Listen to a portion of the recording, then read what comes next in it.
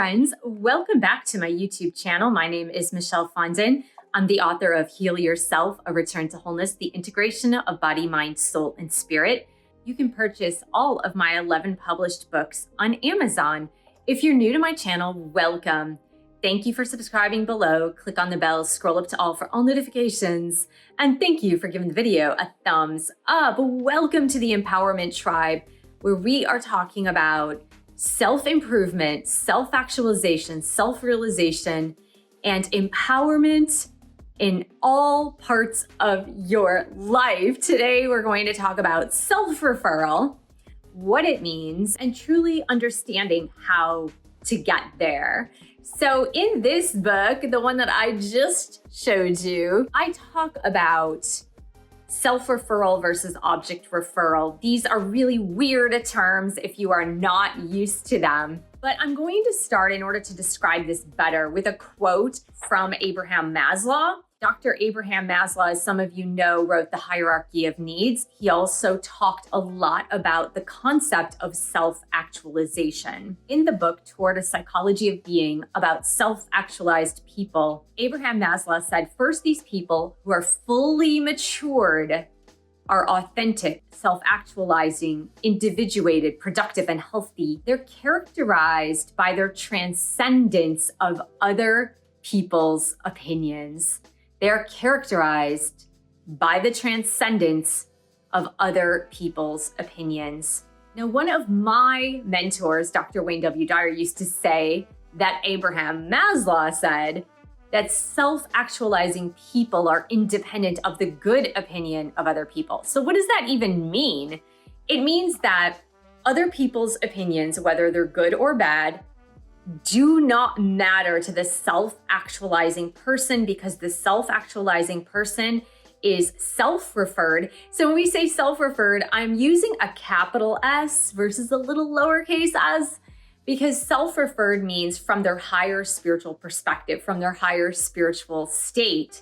They are looking to their inner guidance for that guiding light, versus looking toward other people's opinions. The other thing that Dr. Maslow said is that they show a surprising amount of detachment from people in general, and they do prefer privacy, but they are also ruled by the laws of their own nature rather than by the rules of a society. The point that is stressed is the independence and self-governing character of self-actualizers and the tendency to look within for the guiding values and rules to live by. I work with a lot of people who are empaths, who are light workers, and who are newly spiritually awakened. As I tend to work with these types of people, now believe me, I was in that category as well, it always comes to me, and it always comes around to the fact that a lot of empaths, light workers, the spiritual seekers of this world tend to be very strongly rooted to the opinions of others, because they tend to be on the end of people pleasing. They are gentle souls that don't want to hurt other people's feelings. They are gentle souls that can feel the feelings that other people are feeling, and they have a tendency to take on their emotions, take on their feelings, and sometimes take on their heaviness as well. The major issue with that is that these spiritual seekers, these empaths, light workers, tend to morph and change according to the person that is in front of them. I was listening to a story from a friend of mine who we were on a walk with a bunch of people yesterday. And this friend was explaining to me that he wanted to stop personal training. He had like two trainers. He had a Pilates trainer, personal trainer, and then he had like a gym personal trainer from the same gym. But he said it was getting rather pricey, and I felt like I just didn't want to do it anymore. And he went on to explain these conjured up stories that he created in order to break up with them, in order to tell them, look, I don't want to do these training sessions anymore. And that is what people who are empaths, light workers, they tend to do. They tend to create these stories in their minds to be able to gently give news that they don't want to give to others, rather than being really straightforward and saying, look, This is my opinion. This is what I want. This is what I need. This is not what I need. And it's very difficult for them to do that, but I'm encouraging you to develop this muscle. When I was teaching part of a course from a book called Boundaries by Dr. Henry Cloud and John Townsend, the one phrase that really stuck out from this book was no is a complete sentence. The word no is a complete sentence. And those who are sensitive souls have a very strong tendency to explain their no, to give reasons for their no, to go into these elaborate, lavish stories of why they're saying no. And self-actualizers who really don't care about other people's opinions of them, they're able to say no, period. They don't have to explain. They don't have to justify. They don't have to find the reasons why. They can just say no and be okay with it. And they're even okay if the other person doesn't like them because of their no. And so when we get to the place where we're not trying to change and morph and people please because of that, when we really become independent of any opinion, good or bad, of another person, we are really reaching those levels of self-actualization that Dr. Maslow was describing, where we become so incredibly empowered. Because we do tend to waste a lot of our time worrying about the reactions of others when we need to say A, B, or C, when we need to respond, when we need to say no, or when we really want to say no, but we're having such a hard time saying no. So we spend a lot of time, a lot of worry, a lot of energy is spent on trying to make things so that other people still try to see us in this amazing light because we're worried that we might hurt someone else might reject us. And so we waste a lot of time and energy trying to morph who we are in order to please others. When I started my yoga studio back in 2008, I was really trying very hard to accumulate a really healthy clientele, a good numbered clientele. I had taken on a lease for a building and I knew I had to pay that rent and pay the electricity. And I had hired some yoga teachers. I had to pay the teachers. And it was my goal to have a 100% like 5-star rating for myself, for my teachings, and for my yoga studio. And that was like the only goal. And I held that for like a couple of years until a dissatisfied customer came in and totally destroyed it. And I think like it was a big nightmare because he gave a 1-star and a lot of the things that he was saying on one of these review sites, I'm not going to say which one, a lot of the things he was saying were completely false. They were not even true. And it made me feel sick inside. I was upset. I was distraught. I didn't know what to do. And the reason why I felt so incredibly distraught was because I wanted every single solitary client to give me a 5-star review. And I wanted every single client to love me and love the yoga studio and love my students. And so I did a lot of things that normally I wouldn't do in order to gain that. I might have given extra discounts or went above and beyond when it just didn't make sense to go above and beyond. Sometimes you got to go above and beyond. But sometimes I would do it to my detriment or the detriment of the studio. And when I finally realized, and this was years later, I finally realized that that was an impossible goal because everybody is going to have a different opinion of you or your business. You're not going to satisfy everybody's wants, needs, and desires. It's just not going to happen. And when I was able to let go of that a little bit more, then I was able to let go of this need to have others' approval in order to justify that I was doing a good job in my business. And sure, it's a worthy goal to want to do well in your work. It's a worthy goal to want people to like you, especially your clients. But it is not a worthy goal to try to manipulate the situation so that other people think well of you, because there will be other people, even if you do manipulate the situation, who will still not think well of you. And in fact, there will be other people who will actually hate you because you're being a people pleaser, because it feels very disingenuous. And so when you go into self-referral, remember with a capital S, we're not talking about self-referral into your ego, because that's not a very good place to be. And in fact, those who are people pleasers often go into self-referral into the ego.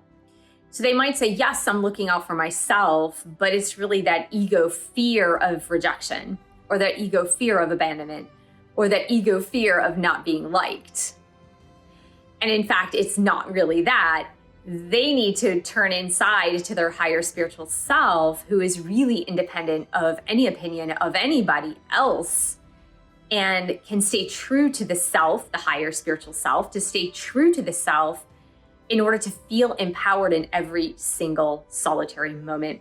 Now, I know this is really challenging to do. It is super, super hard to do, because we really do live in a world where most people believe that everyone's opinion matters.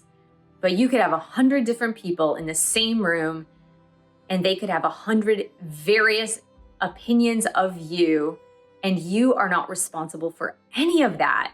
That is all their stuff. So if you find yourself going into everyday existence wondering, if I post something on social media, what are other people going to think?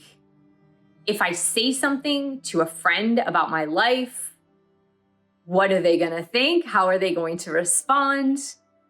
If you're in a new dating situation and you're really worried about how to present yourself because you're not sure if they'll like you or not, none of that really does matter.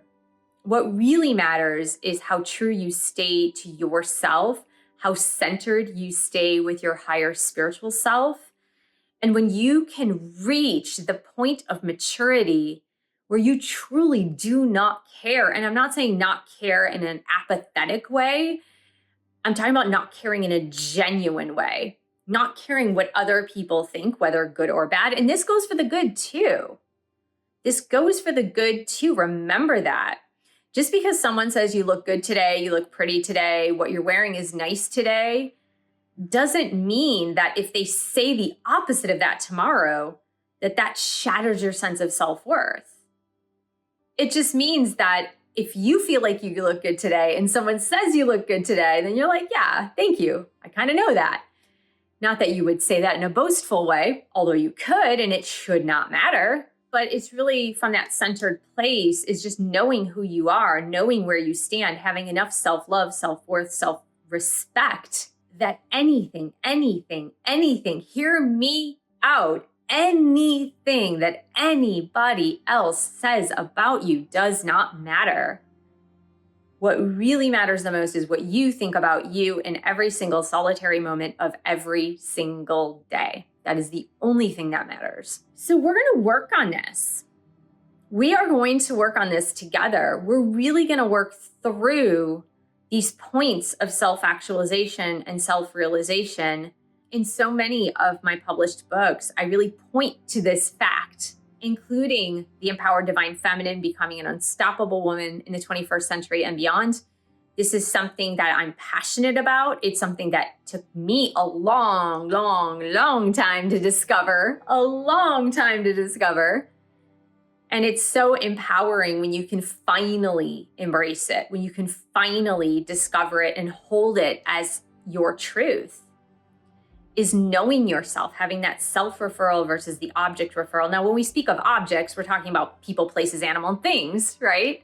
And so when we can hold true to ourself, our higher spiritual self, and our own opinion of ourselves above all else, and this really comes from knowing yourself, and knowing yourself as an integrated being, as an integrated person, and not one who is so divided. Where we get this turmoil and worry and fear is when we are so divided, trying to keep up so many stories with so many different people. Like, I act this way with my mother because I don't want to make her upset, or I act this way with my boyfriend because I don't want to make him upset, and I act this way with my friends because I don't want to make them upset. And so we become so divided because we really can't keep track of how we're supposed to act with each person at each time, and we're morphing and we're not true to ourselves, and then we get regret and self-pity, and we get upset with ourselves, and we feel shame and doubt, and all of that is garbage. So I'd like to help you get to this centered place, and we're going to do that as we continue exploring these ideas. And to that end, I am starting a new live stream, which is going to be like a Q&A. The first week, I'm going to create the questions because it's new, but it's going to be on Mondays at 5:30 p.m. Pacific time on this channel. And we're going to talk about one of my published books and a lot of these concepts. And we're going to start with the Empowered Divine Feminine. So that's going to start on September 9th, 2024 at 5:30 p.m. Pacific time. It will go for about 30 minutes. Anyone can participate as long as you are gentle and kind and honest. And this is not, asking very personal questions. We really want to stick to the topic. We want to stick to the topic of the Empowered Divine Feminine in this case, right? It could be a different book later on. But the topic at hand and looking at the concepts within that we're exploring for that week. So there we are. I hope this was helpful to you. I want to thank you so much for joining me today. Thank you for subscribing to my channel below. Click on the bells, scroll up to all for all notifications, and thank you for giving the video a thumbs up. Thank you for sharing this video with others who are interested in self-improvement, personal development, self-actualization, self-realization. And thank you so much for your support of my YouTube channel. You can purchase one of my 11 published books. You could book a reading with me. You could take my online meditation course. That's up and coming. There's something good happening here behind the scenes, which you'll see in a few weeks. And I will see you in the next video.